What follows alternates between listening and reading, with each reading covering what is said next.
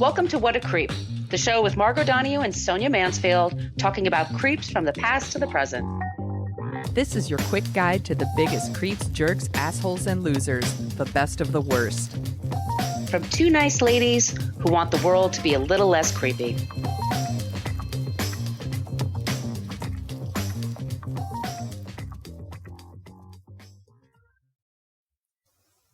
Welcome back to What a Creep. This is Margot Donahue, and my cohort in creepitude, as always, is the amazing Sonia Mansfield. Hey, Sonia.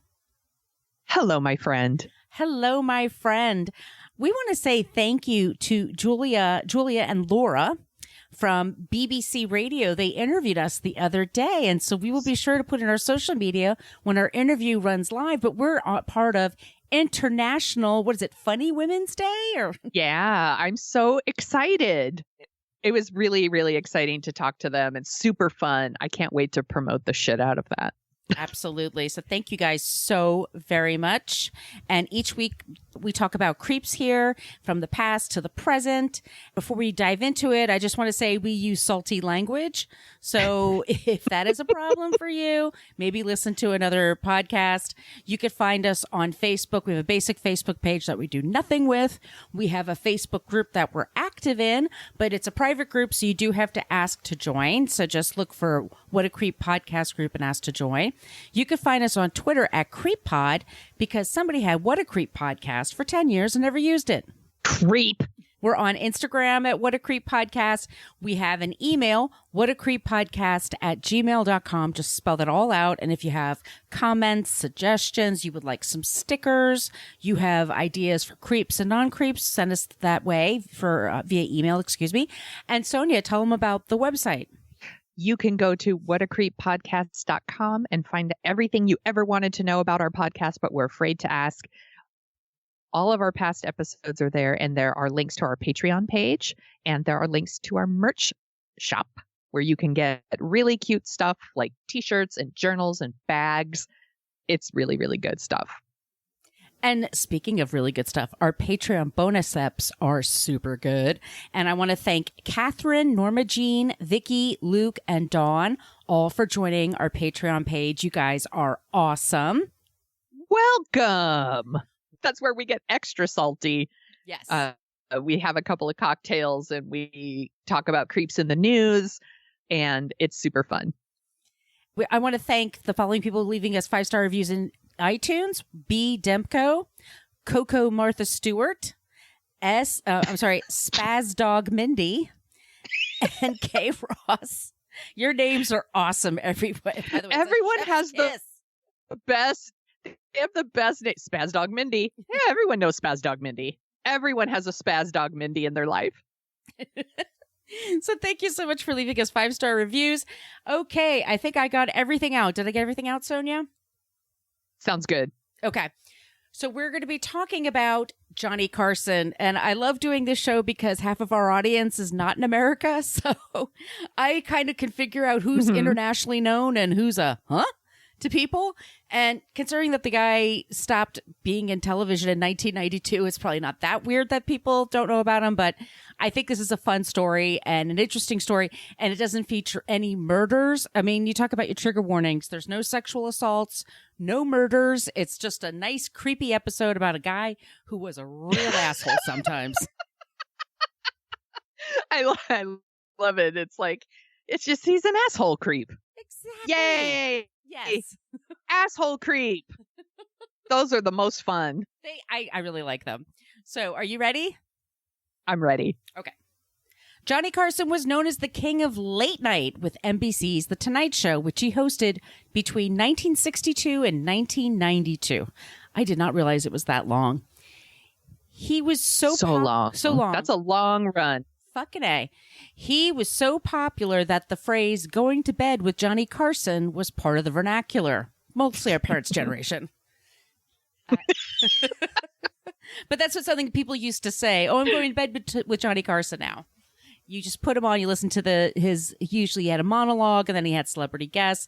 And, sometimes his monologues are really funny. He had great delivery. If the jokes weren't awesome, I always liked his delivery. Yeah. He had a lot of confidence. He was handsome. In his lifetime, he won 6 Emmy Awards, the Peabody Award in 1985, the Presidential Freedom Award in 92, and the Kennedy Center Honor in 1993. When Johnny retired from show business May 22nd, 1992, it was such a big media news story that competing networks and shows refused to run new episodes against his time slot out of respect, and they wanted to make sure he got the largest audience possible. That's how that much would he meant never happen now. Exactly. No way in hell. Tonight Show was considered key in the careers of comedians like Joan Rivers, David Letterman, Roseanne Barr, Ellen DeGeneres, and Jay Leno. I realized some of those people were creeps featured on our show. That's what's happening now. Having a son on The Tonight Show is considered quite the coup, but it was even better when Johnny would invite you to the couch afterwards. It's one thing to go on The Tonight Show and do your bit for 5 minutes, whatever it was, comedy bits, your whatever, your act. If Johnny said, hey, come over to the couch, hang out, you were knighted at this point. Like, you were considered a big deal.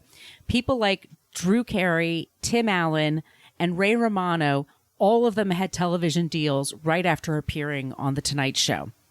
He had power. Johnny was also very flirtatious with women, a habit David Letterman seemed to have picked up from him. And there's a famous story from the 1960s that actress Ava Gabor, was Ava the one that was on Green Acres? Yeah, I think it was. No, Zsa Zsa Gabor was on Green Acres. Okay, so that her sister was the other one. They're the same thing. Yeah. Yeah. They're the same thing. They're both Gabors. beautiful actresses. Yes. There was a very famous story that the Gabor person was a guest on the show, and she had her Persian cat sitting on her lap, and she was petting her cat the whole time. And at one point, she supposedly said to Johnny, "Would you like to pet my pussy?" And he said, "Sure, if you move that damn cat out of the way." Which is great. He had excellent timing. His timing was perfect. And it was pervy, but not too pervy. Like nowadays, people go that extra step they don't need to, I think.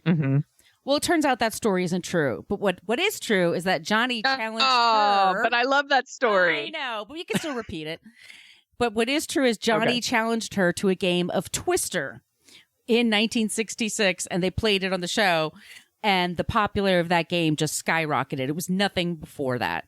He was famous for being suave, handsome, married a bunch of times, liking a drink in the evenings, and having feuds with random people. He was a man who could talk in front of 20 million people a night, but if he had to have a conversation with 10 people, he was so awkward that he would make the experience uncomfortable for everyone. And you get that a lot with performers. Some of them, anyway, like they're very shy in real life, but they're you put a camera on them, they're fine. When he left The Tonight Show, he basically disappeared, except for one appearance on The Late Show with David Letterman. And there's a whole story about The Tonight Show in 1991, 1992. Johnny Carson, David Letterman, and Jay Leno that we'll talk about on our bonus Patreon ep, because that story is fucking insane. But let's just continue. It is bananas. Yeah. There was a TV movie about it and everything. A popular book. Yeah. Anyway, mainly due to his decades-long addiction to cigarettes, Johnny died of respiratory failure January 23rd, 2005 at the age of 79. He was survived by his fourth wife, Alexis Maas, 2 sons, and his younger brother. He was a non-religious person who was quietly a part of the skeptics movement. And when he died, he had his body cremated with no public service or memorial. He didn't go to them, and he didn't want one. He's one of those people. His legacy is he was one of the best television performers of all time. He kept his act mostly fresh with the changing times and was a big believer in promoting new talent. Behind the scenes, he was known for being shy and awkward and could carry a grudge that lasted for decades. Some of that behavior puts him in the creep category, which is why he is the subject of our show today. And trigger warnings, I wrote infidelity, bad bosses, and my really bad impressions. So now let's get on with our really big show. Really big shoe. Oh, wait. That's Ed Sullivan. Okay. Yeah, I know. So my source is Johnny Carson's Wikipedia. There's a blog called The Life and Times of Hollywood that had some great stuff about him. The New York Post, Vulture, American Masters, which had an episode on Johnny Carson, and the book Johnny Carson by his former lawyer, Henry Bushkin. Wait, I'm sorry. A book by his lawyer, huh? Oh, yeah. This guy, well, I'll tell you. He put his lawyer through that's hilarious. everything. Yeah. So quick background on Johnny. He was born John William Carson, October 23rd, 1925. He grew up in Iowa and Nebraska. And he used to like to say that what he appreciates about Midwestern people is that they are stoic and they don't complain about anything. He also said his parents withheld attention and praise, and that is his mother was especially cold and unimpressed with his achievements. Because, we've said this before, we'll say it again, if it's not one thing, it's your mother. It's your mother. It's your mother. So Ruth Hook Carson, you know she's going to be tough, was described by her son as Lady Macbeth and the toughest son of a bitch who ever lived. When she died, he supposedly said, "The witch is dead." Oh my goodness. Here's a story in here, and I'm on Team Johnny with this. When he got really, really rich, really famous in the 80s, he decided to treat his parents to an around-the-world cruise. And he gave his father an Amex credit card and said, "Buy whatever you want." And it was like first class all the way. And they were gone for 50 days. And they never once called him the whole time. And then he kept like, are they going to say anything? Because finally he gets in touch with them like, "Yeah, it was a little cold in some spots. We're glad to be home now." That's his parents. Bunch of assholes. I know, they sound horrible. I was like, holy shit. I think you'll love this anecdote, Sonia. As a kid, Johnny became fascinated with magic. When he was 12. Oh, no! No! When he was 12, he performed at the local Kiwanis Club as the Great Carsoni. This is where he found his love of entertaining. Like, you have to have a hook in show business, right? In case people don't know, I don't really like magicians. They give me the creeps. The way people are about clowns, I'm kind of like that about magicians. The way I am about people who take out their guitars at parties and start playing their original music. I'm working on something right now. What do you think? Oh my God, just kill me. Yeah, when people are like, pick a card, I'm like, I gotta go. Yep. After briefly serving in the Navy, where he performed card tricks for the U.S. Secretary of the Navy, James Forrestal, true story, he went with the GI Bill. He went to the University of Nebraska for drama and speech and graduated in 3 years. He made side money on the weekends with the Great Carsoni. Yeah, that's how he was able to graduate in 3 years. It was magic. He did a lot of, he was interested in television and video. He was writing sketches all the time. He was really prolific and he was super psyched to do it. When he graduated, his first stop was in Omaha, Nebraska. You know, you start at a local TV station, you move your way up. And one of the favorite bits I read about was there was this big kerfuffle at the courthouse. Something was going on with the judges and stuff. And so they said to Johnny, "Find out what's going on there." And so Johnny went down and he went to the roof and he just interviewed the pigeons and asked their opinion. And he made a different voice for all the pigeons, which I think would be great. He's like, nobody was telling me. I would watch. I would watch that. So in a couple, they're all, it's cool. It's cool. He's like, "Oh, yeah." That's my pigeon. No, this is a New York pigeon. Fuck you. I'm not answering your questions. By 1955, he caught the attention of Red Skelton and later Jack Benny and was asked to be on their shows, which were very, very popular at the time. He then moved to New York City and started working for CBS and then ABC. Several shows, including Earn Your Vacation, which I don't know what that is. That's called having a job, right? Yes. Like you just get a job. The Johnny Carson Show, and a game show that was very popular called Who Do You Trust? This is where he first met Ed McMahon, who would later on be his MC on The Tonight Show. They were friends for decades. In 1962, he was named host of Tonight, which eventually became The Tonight Show with Johnny Carson. Now, Johnny's love life started to get complicated at this time. He married his college sweetheart, Jody Wolcott, and they had 3 sons. It was a volatile relationship, and they both had affairs on the side. They divorced in 1963, and Johnny would admit later he barely spent time with his sons when the marriage ended. He really became super career focused, and he basically just surrounded himself with people who could help him professionally. In 1963, he got divorced. He also got remarried, this time to Joanne Copeland. So he had a Jody and then a Joanne. And just as he was starting to make some real money, she started playing around on him. So she was gorgeous. He was married to a bunch of brunettes. Yeah. And she was the perfect hostess, and they didn't have any kids. They got this 2-story apartment, 5,000 square feet in New York City, right by the UN building. I mean, life was really good. And then he had heard rumors that she was cheating on him.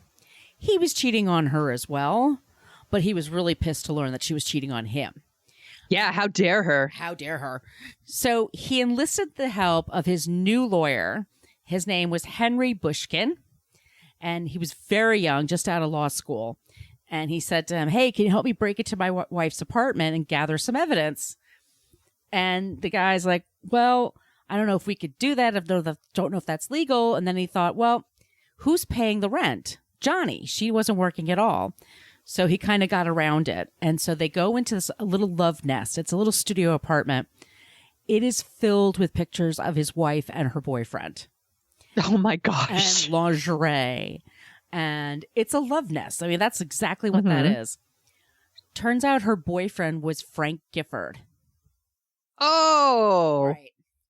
He was an NFL star. He was a football star here in America for the New York Giants in the 60s. And then he was in the broadcast booth in the 70s and 80s. You always heard of Frank Gifford. He was super handsome when he was young. He was really hot. He was married at the time. Also, he would go on to marry Kathy Lee Gifford. She's from the Today Show. He cheated on Kathy Lee with a stewardess in the 80s. Oh. Anyway, Johnny took this news really, really hard. He cried when he saw all the photos. He was super upset. Yeah, how dare her? He's allowed to cheat, though. I would be upset if somebody had, like, to the point where you have framed pictures all over your apartment of this person. I'd be like, fuck. Okay.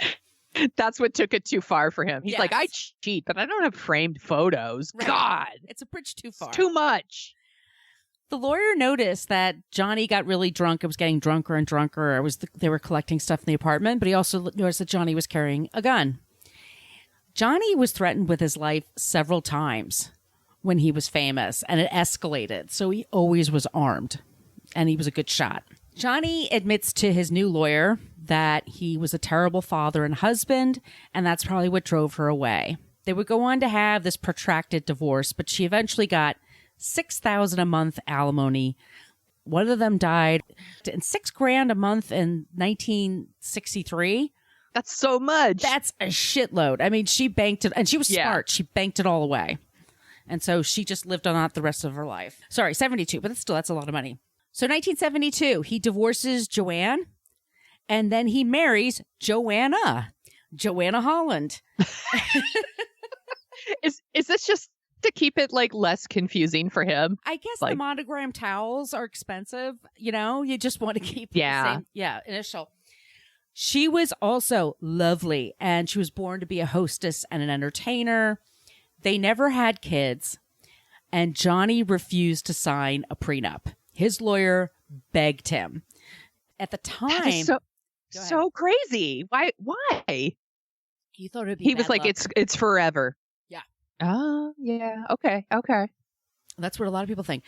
At the time, so Johnny Carson, the tax rate in the late 60s used to be up to 70%. So, you know, there was a lot that went to the government, but like NBC took a lot of money. Johnny wasn't making as much as you think he would be making, having the #1 talk show. So his lawyer had to renegotiate all of his contracts and everything. All of a sudden, he's making $5 million a year. So Johnny just was like sort of rich and acted rich to being super rich. He had this wife that he just married that he was crazy about. And his lawyer's like, you need to sign this prenup before everything happens. She was okay to sign it. She was like, fine, I don't care. Johnny wouldn't do it.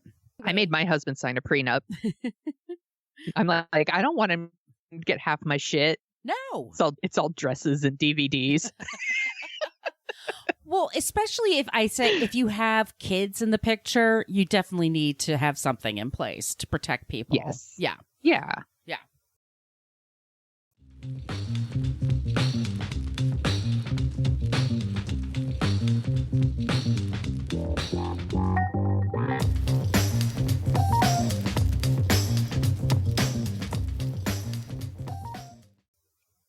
So Johnny's now a wealthy man, and the Tonight Show moves to L.A. because it's easier to get stars back then in L.A. versus New York was kind of decrepit. New York was going through its thing. And he had characters. Lots of characters. Some of his most popular characters were Karnak, where he wore a turban. This went on for decades. Oh my God, this bit. Did you watch Carson's Comedy Classics? They used to cut up Carson, the Tonight Show, and air it on the weekends. Yes, I did. And that was his lawyer. Yeah. His lawyer got Johnny at one point. Well, we'll talk about that in 1980, but when he was renewing his contract, Johnny had became Carson Productions. So not only did he own the Tonight Show, but they collected every single video they could.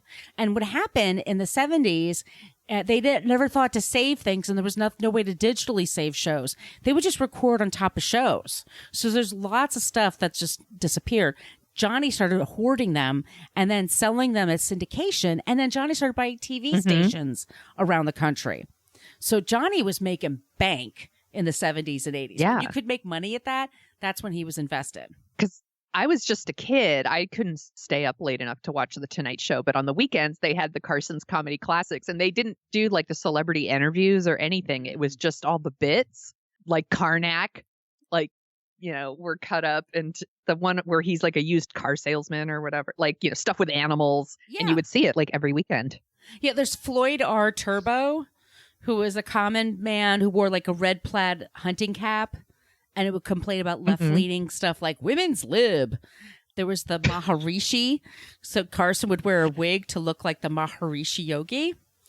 And Johnny's popular. He's extremely popular. He's still, once again, a shy, awkward man. And he had very few real friends and was super demanding of the few people he chose in his inner circle. So one of them was Henry Bushkin, and he was his lawyer for over 20 years. And basically he served as lawyer, manager, agent, and mood adjuster. He really had to keep Carson happy because that was his biggest client. One thing they had to do quite frequently is Johnny Carson loved to play tennis and fancied himself a really good tennis player. He wasn't that great of a tennis player. So anybody who played with him, if you were really good, you had to be not so great at it. You had to sort of let him win. Oh, geez. So if you played too well, Carson would come into work and then he would take it out on his executive producer, Freddie DeCordova. And he would complain, and then DeCordova would complain to Bushkin and said, how come you didn't let Johnny win? He goes, I'm trying to. It's just really hard to throw a game and not make it look obvious. But that's so ridiculous. He's a child. Yes. In the later part of the 70s, Johnny he was getting more and more famous. He could also take more and more time off. He had every Friday off. He had 15 weeks of vacation. He had a lot of free time. Like Howard Stern right now. And he would make money in Vegas because he loved Vegas. He didn't like the hotels themselves. He would stay off site, but he did like playing to those audiences because they laugh at anything. Vegas audiences are the best. They enjoy everything. It's because they're drunk. Yeah. They're drunk. They're drunk. They're drunk and they're on vacation. Everything's fine. He would have 2 shows a night, 8 and 10 p.m. He rarely changed the routine, and he had it to be down to just under an hour for each set. So in between the sets, and instead of visiting the casino and talking with fans, which he hated to do, Carson would make his lawyer hang out with him in his dressing room. Pretty soon, Bushkin had he had to basically decide who could come into the dressing room and who couldn't come in. And they could only do it for no longer than 10 minutes at a time because Johnny only has so much. So to get to know this person's moods, the walking on eggshells, all this crap. Like this guy had to manage a lot. He's a lawyer. That's what he's doing this time. That's what a PR person does. Okay. Or a personal assistant. Johnny always had girlfriends in Vegas. And soon so did Henry Bushkin. So Bushkin was married and he had 2 kids. He also went through a divorce around the same time Johnny was going through his 3rd divorce. And in the 80s, we're going to switch to the 80s now. He had a few different feuds that he was dealing with. One of them was with Wayne Newton. The singer Wayne Newton. Dankeschön. That's the only thing I know. So Johnny had it in his head, maybe I'll buy the Aladdin Hotel. And somebody said, call it Johnny Carson's Aladdin Hotel. And it'll make a lot of money. And Johnny Carson's like, that's awesome. I'll do that. It's Trumpish. It just doesn't make any sense to me. Yeah. Like there's no connection between Johnny Carson and Aladdin. That's all. Yeah. That's weird. Well, Wayne Newton's company won the business, basically. Johnny was really pissed off because the press made it look like he had lost the business, that Wayne won and that he lost. So for years, Johnny Carson would tell Wayne Newton jokes. It was always about Wayne Newton was a dork and his music sucked and he was a loser and blah, blah, blah, blah, blah. Wayne Newton couldn't take it anymore. So Wayne Newton goes to L.A., busts his way into Johnny's office and basically threatens to beat the shit out of him if he continues to make jokes. Oh my gosh. He's a grown man. Johnny stopped making the jokes. Oh, he was scared. Yeah, he was terrified. Yeah. Mm-hmm. Wayne Newton later told Larry King, Johnny Carson is a mean-spirited human being, and there are people he has that hurt people that you'll never know about, and I refuse to have it. Another person he made fun of, Raymond Burr of Perry Mason fame. He was the butt of fat jokes for many, many, many years. That's all he had was fat jokes, right? That's it. Yeah. It came to him. Yeah. So he rarely appeared on the show, only a couple of times. Johnny used to have a segment where he would do a send-up of the Mr. Rogers show because he thought Mr. Rogers was a total wimp. And Fred Rogers had to meet with him in person and said, this is what I'm actually trying to do. This is where I'm trying to help kids. And basically, Johnny was in tears and promised he'd never say those jokes again. And he never did. Because Mr. Rogers Well, that's rules. good. Yeah. Yes, he does. All right. So here we are. It's 1981. And former What a Creep subject, Frank Sinatra, is super excited because Ronald Reagan, possible future What a Creep subject, was elected president. And Frank Sinatra wanted to throw a shindig, and he wanted to use RNC money for this shindig. And so It's Frankie!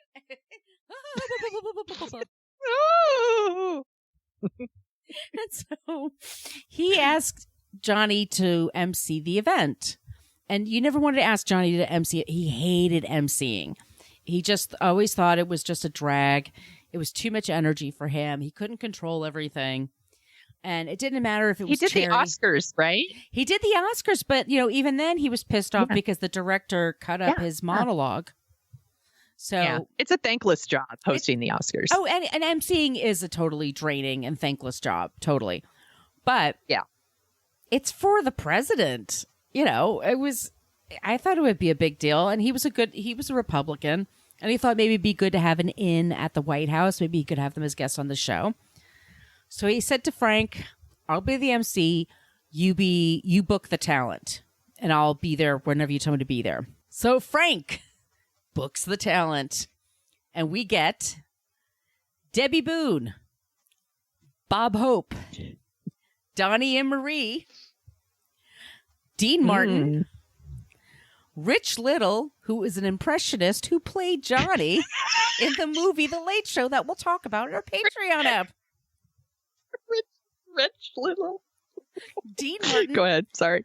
Ben Vereen, who I like, Charlie Pride, R.I.P., and Ethel Merman. This was the talent that they had. You'll be great. Everything's coming up roses. That's really good. That's a good one. So Johnny would later gripe, Frank can still sing, but he sucks at producing. Dean Martin was so drunk, he mistook Johnny for a waiter just before he was supposed to go on stage. I would give anything to see this. Oh, I wish that was filmed. Oh, God. The experience was so miserable for Joanna Carson, which then made it miserable for Johnny Carson, because her seats weren't as good as the McMahons. Ed McMahon and his wife had better treatment, but they were more outgoing. Like, they would just talk with people, and then people wanted to hang out with them. So Johnny flies home from this fucking furious. Like, he really was pissed off about this whole thing. And Ronald Reagan basically had to set up a call between Frank and himself and Johnny Carson to settle it. Like, this is the man, the White House, okay? Like, he now has big things on his plate, and he has to settle these two assholes. Right. Tear down this wall between you, Frank Sinatra and Johnny Carson. And Dean Martin, this is what he was. ask me a drink. This is what he was doing instead of dealing with the AIDS crisis. By the way, this is what he was doing instead. I got to figure out this Frank Sinatra, Johnny Carson thing. Look, I'm a very busy man. But his biggest feud... Oh, we'll talk about him, trust me. His biggest feud, however, in the 80s was with Joan Rivers. She used to be one of his favorite performers, and in the 80s, she became the permanent substitute host for The Tonight Show, which is a big fucking deal. A woman... Yes, it is. In her 50s, it was a big deal. So in 1979, Johnny all of a sudden decided he wanted to retire. He was getting bored doing the same shtick over and over again. NBC, he was carrying NBC. Their shows were terrible. And everything great was on ABC and CBS. And he was just tired of it. And so Joan Rivers' husband, Edgar, tried to get a deal for Johnny at ABC. And long story short, he... in the long run, got Johnny this huge pay raise at NBC. They did everything to keep him. He owned his shows. He owned his back catalog. He got as much time off as he wanted. And he just made millions and millions. Johnny stayed with NBC. Edgar was like, well, I tried everything to get Johnny. Maybe I can get something for Joan. And Fox, which was a new network, wanted to compete in the late night space. And they were never successful doing that. Have they ever? They tried so many shows over the years. Magic Johnson, Chevy Chase. There's been many, many shows on late night on Fox. They could never make it happen. And so they pitched Joan because Joan was so popular when she was on The Tonight Show. Like, she kept the ratings there. Big rumor, by the way. She's funny as shit. Well, she's great. Okay. Here's the first thing I never knew before, but supposedly Joan and Johnny had a fling or a bounce, as Joan liked to describe it. Yeah. I never heard this. Joan had a lot of flings. She and Edgar, Edgar didn't have the biggest sexual relationship. It was more of a business relationship. So anyway, going back to Fox, their first attempt at a late night talk show was with Joan Rivers. It was a big failure for the time. It only lasted one season, and a lot of it had to do that Johnny Carson was so pissed off because Joan didn't ask him about it first. If Joan had asked him, I'm going to be doing this, are you okay with it? He says he would have been fine. But the fact that he read about it in the papers was a huge mistake. And that is a big mistake. I mean, you should just tell somebody, look, this is going to be in Variety tomorrow, just so you know. Right. Kind of thing. That is. But he was so mad at her for doing that. He banned all guests from appearing on both shows. If you went on Joan's show, you were banned from Tonight Show forever. So that... It's sabotage. It's so shitty. Their success, yeah. And so it tanked after one season. It was played as a really big media failure on her part. And Joan's husband was really despondent and upset about it. And he died by suicide pretty soon after the show ended. Sad. Which is terrible. Carson. It's so terrible. Johnny Carson never spoke to her again. Not even a word of condolence. It's so shitty. Which is shitty. I mean, come on. So shitty. So come on. When somebody is hurting like that, this would be a good time to maybe put that shit aside. Yeah. Because that's what a human, like, show a little humanity and, you know, say, I'm sorry for your loss. Be a fucking grown up. Yeah. That's so shitty. Now Johnny's going through another contentious divorce from Joanna, who did far better off than his previous wives. In 1985, she received $20 million in cash and property. Trust me, in 1985, $20 million was a lot of money. Yeah. And Johnny was super bitter about the whole thing. But pretty soon, he would find his fourth and final wife, Alexis Moss. Why just...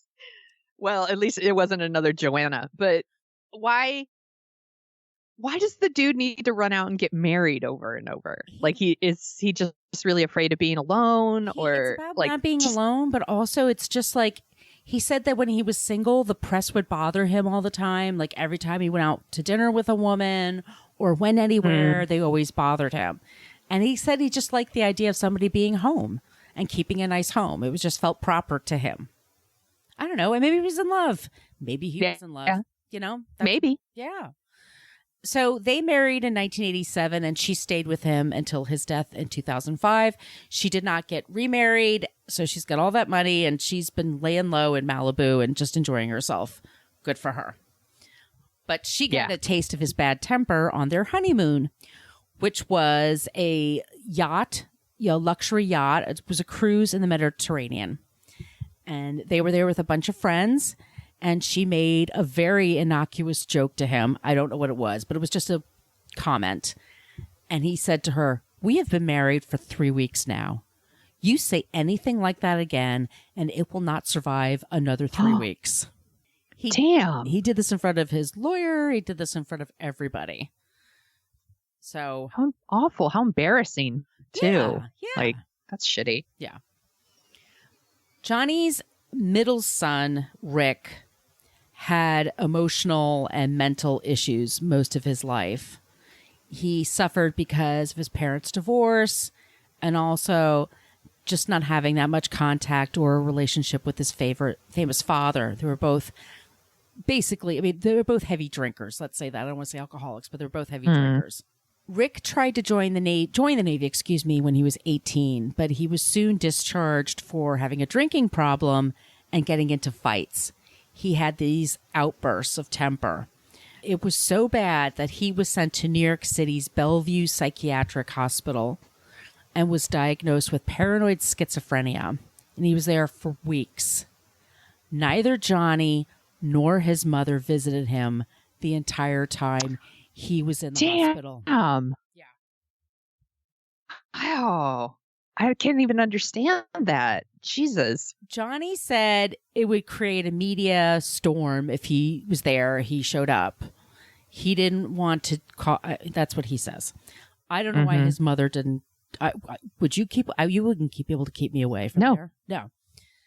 No. The media wouldn't keep me away from there. Nothing would keep me away from there. No.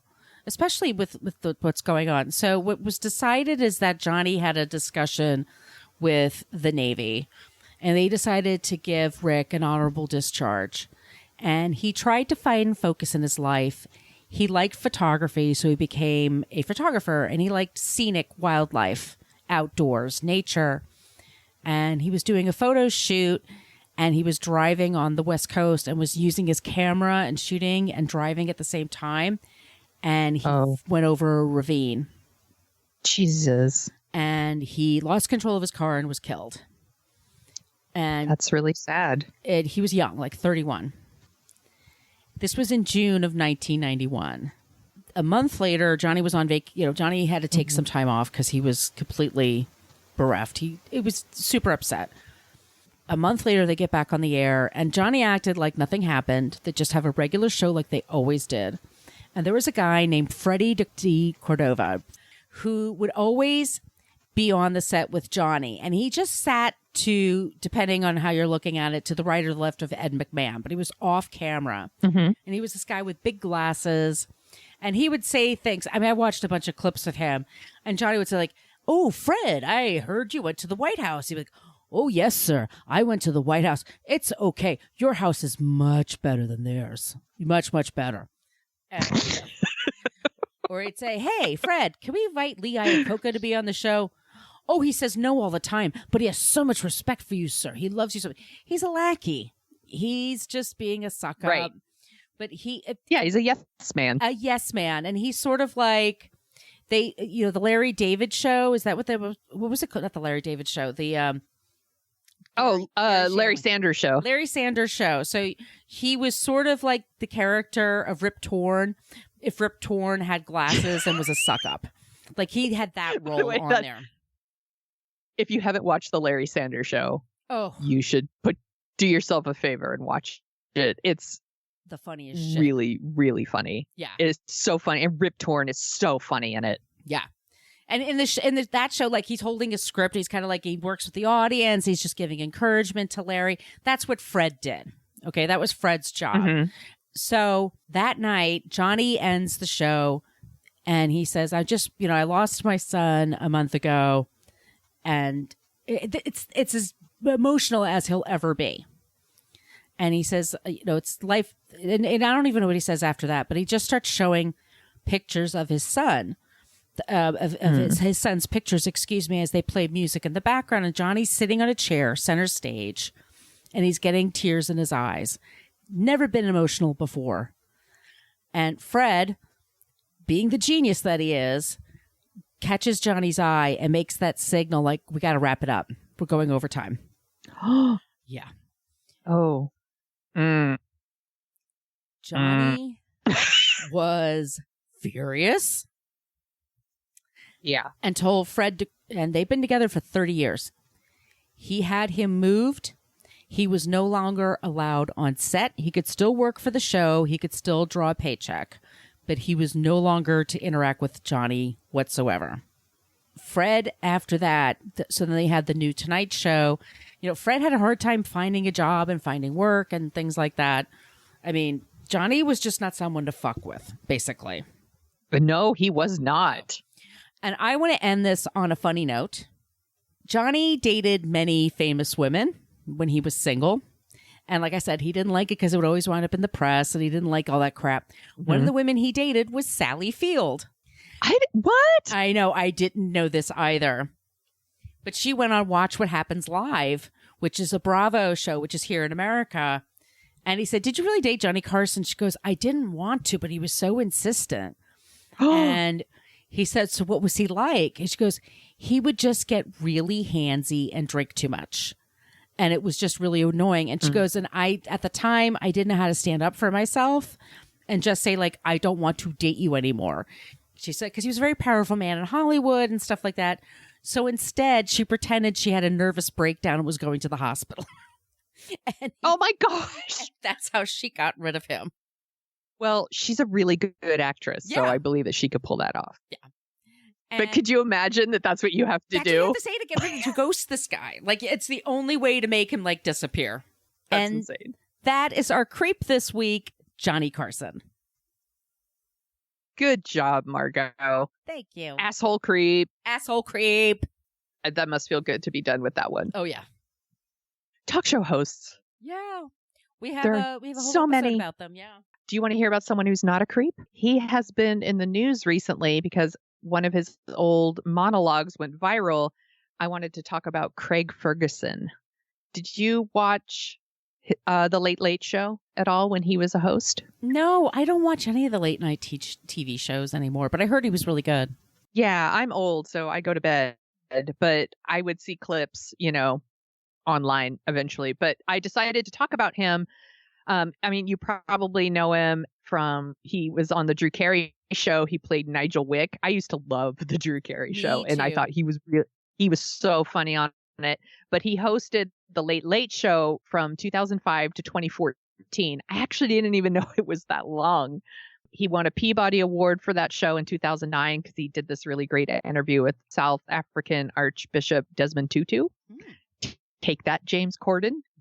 Craig Ferguson was born May 17th, 1962. He started in the UK with a career in music and comedy and theater.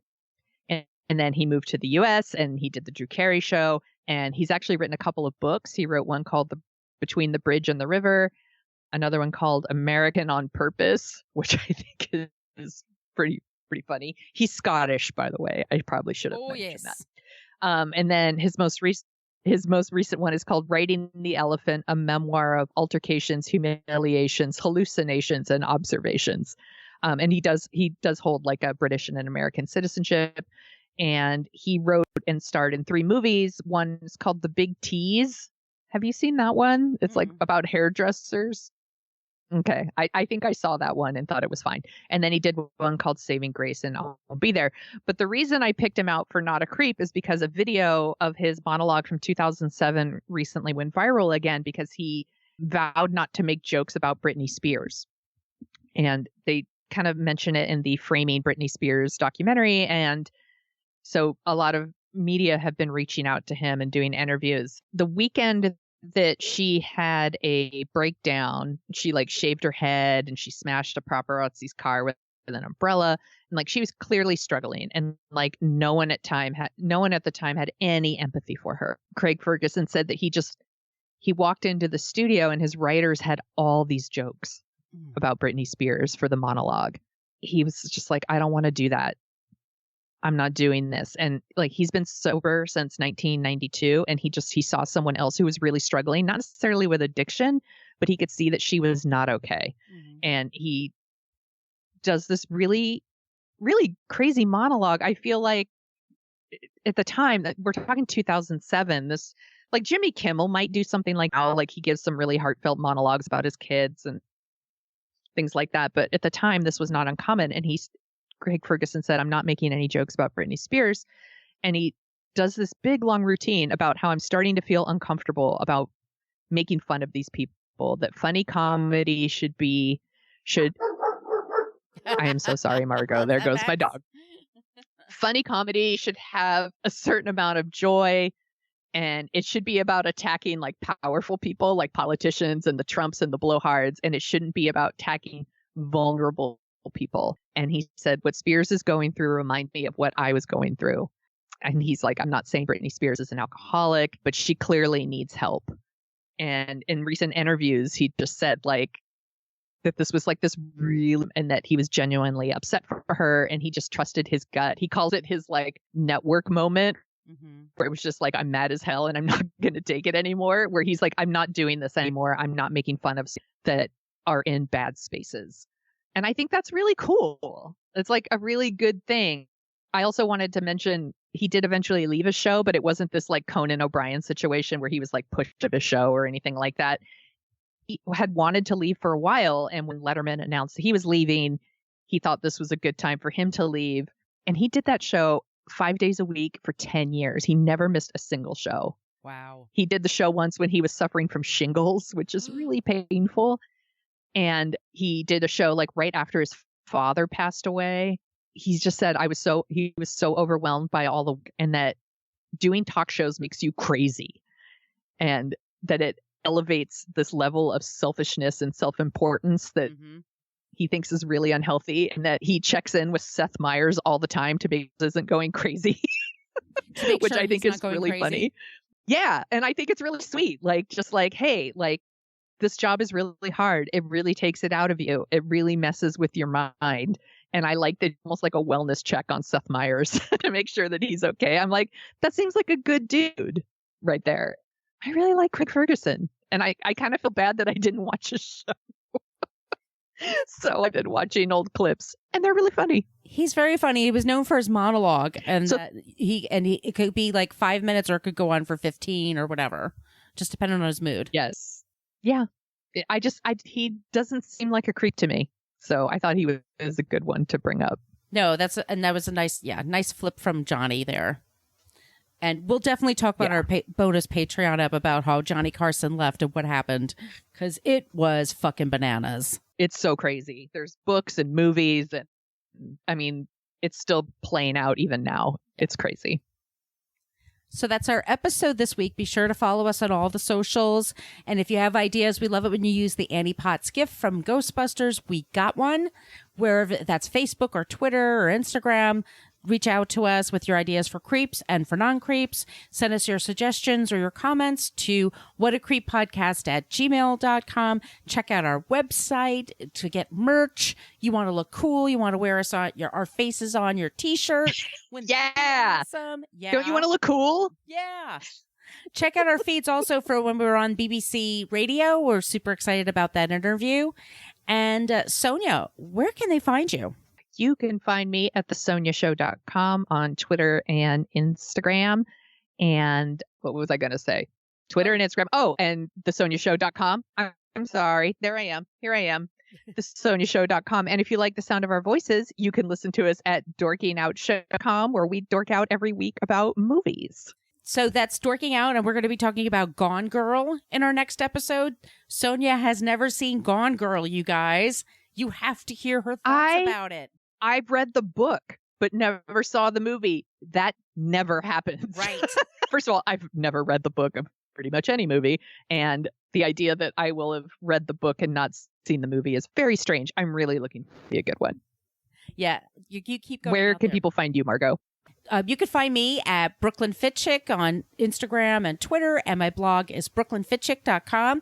And we'll be back next week with a brand new episode of What a Creep. So in the meantime, wash your hands, maintain social distancing, and be safe. Be safe, y'all. Just be safe. And don't be a creep. And don't be a creep. Thank you for listening to us talk about creeps. You can follow us at What a Creep Podcast on Facebook, Twitter, and Instagram. But don't follow us too closely. You can email us your creepy stories at whatacreeppodcast@gmail.com. But please keep your dick pics to yourself.